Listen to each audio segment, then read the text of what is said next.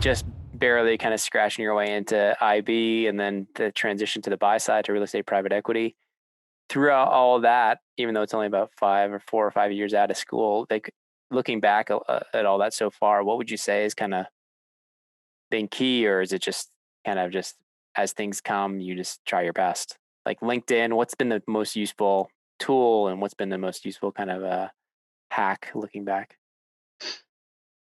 I think it's a combination. I'll give you 2 or 3 things. One, I think, is always try and be, at your firm or wherever you are, in front of the most senior people and try and learn the most.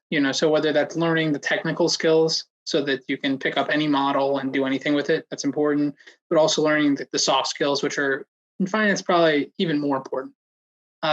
Picking up those soft skills around very senior people is incredibly important. And to be honest, if you're in investment banking, you're working at a great shop, you're in front of probably the most talented soft skill people in the world.